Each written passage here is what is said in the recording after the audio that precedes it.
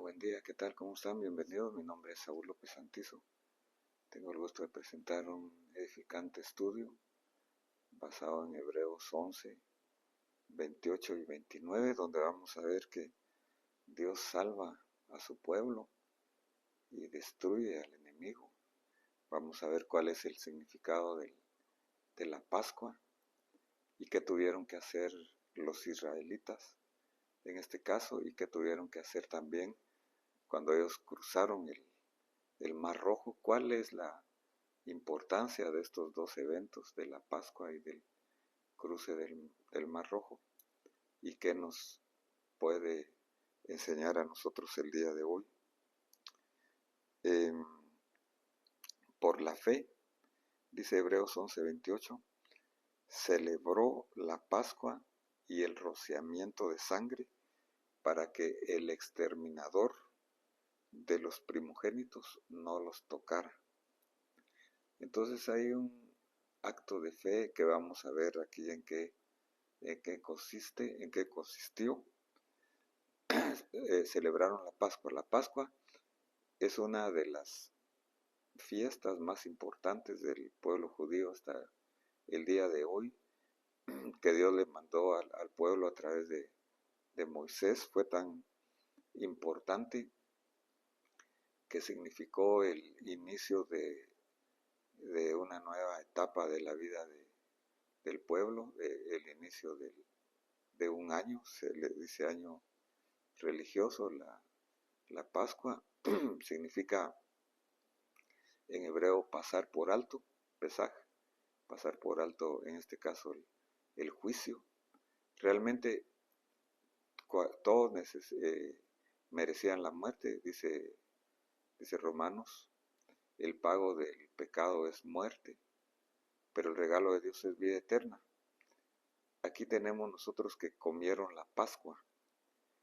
Los mandamientos consistían en lo siguiente: ellos tenían que tener por familia, por cada casa, un cordero. El cordero tenía que ser sin defecto, tenía que estar unos 4 días antes con la familia, debería ser comido completamente y tenían que tomar luego la sangre del cordero que era sacrificado en fuego, tenían que tomar la sangre y esparcir las puertas, en los postes, en los dinteles, haciendo realmente como que fuera una cruz ahí con la sangre.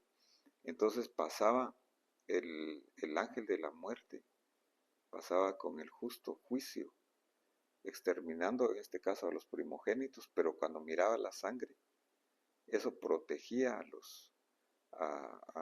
por familia a las familias de los israelitas.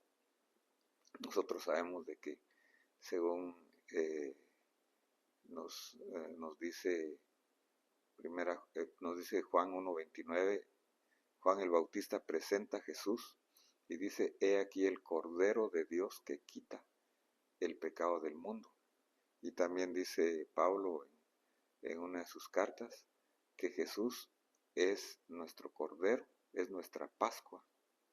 Entonces él fue a la cruz como un cordero sin mancha, inocente, sin pecado, para hacer la expiación, o sea, pagar en nuestro lugar lo que a nosotros nos tocaba pagar. Solo necesitamos poner nosotros nuestra fe realmente en la obra de Cristo y tenemos que recibirlo, apropiarnos, que sea una experiencia, comernos completamente espiritualmente esta experiencia.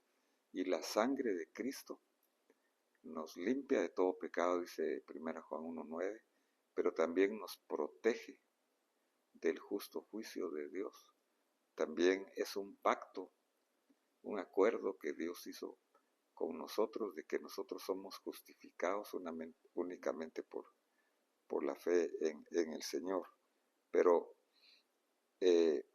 por la fe hicieron esto. Nosotros por la fe también tenemos que recibir los beneficios de esa salvación completa que el Señor tiene a través de Jesús.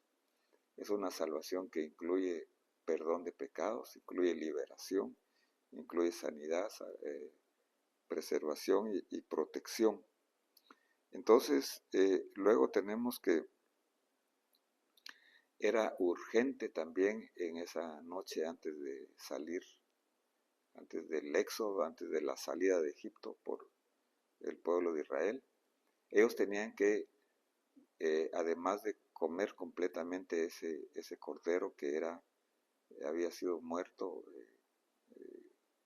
la carne era cocida al fuego y tenía que ser comida completamente, como se dijo anteriormente.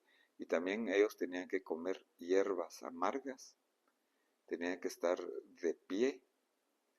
Era algo urgente porque iban de salida con los lomos bien ceñidos, los zapatos puestos y el cayado en mano.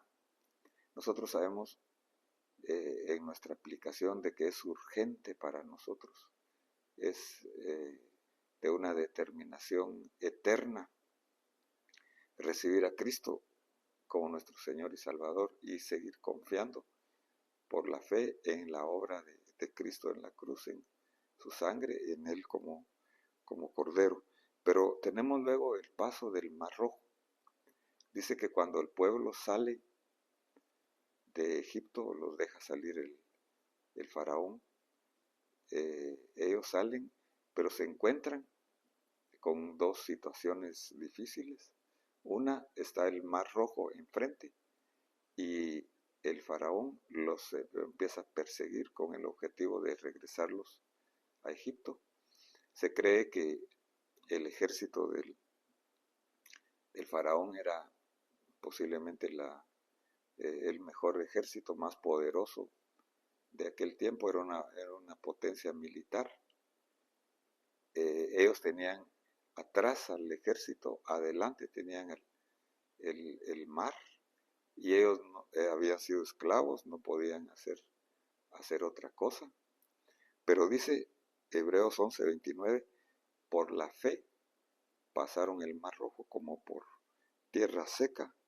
Cuando los egipcios lo intentaron hacer, se ahogaron. Entonces hay una salvación aquí para el pueblo de Dios y hay una destrucción del enemigo. Entonces los israelitas aparentemente estaban sin defensa, pero no era así, porque ellos tenían de día la columna de día tenían una nube que los guiaba, y de noche tenían la columna de fuego que también los guiaba y les daba protección. Y además de eso iba adelante el Dios Todopoderoso, omnipotente, invisible, pero real. Moisés entonces, en primer lugar, les da palabras de fe al pueblo. Esto es muy importante, hablar la palabra de Dios en cualquier necesidad. Les dice así, pero Moisés dijo al pueblo, no temáis, estad firmes, y ved la salvación que el Señor hará hoy por vosotros, porque los egipcios a quienes habéis visto hoy, no los volveréis a ver jamás. Peleará por vosotros mientras vosotros os quedáis callados. Entonces, la batalla es del Señor, como dice el profeta Zacarías, no con espada ni con ejército, sino con su espíritu, ha dicho el Señor. Y como dice otro pasaje, es mayor el que está con nosotros que el que está en el mundo. Entonces, en primer lugar, después de dar estas palabras de fe al pueblo, Moisés ora al Señor y el Señor le da instrucciones. Tenemos que nosotros mirar hacia arriba, no mirar los problemas adelante y atrás, como dice el Salmo 121, alzaré mis ojos a los montes. Y luego se pregunta a David, ¿de dónde vendrá mi socorro? Y él se contesta, mi socorro viene del Señor que hizo los cielos y la tierra. Pero en este caso Moisés acude al Señor y el Señor le da una respuesta aquí.